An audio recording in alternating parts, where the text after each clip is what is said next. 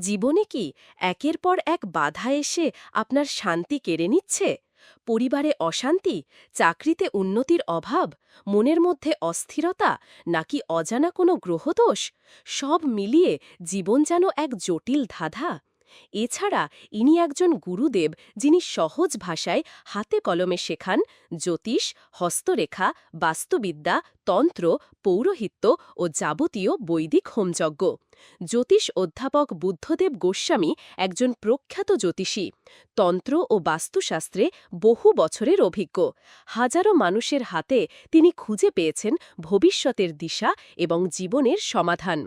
তারাপীঠে প্রতি অমাবস্যায় তিনি মহাযজ্ঞের মাধ্যমে আপনাদের মঙ্গল ও শান্তির জন্য আন্তরিক প্রার্থনা করেন।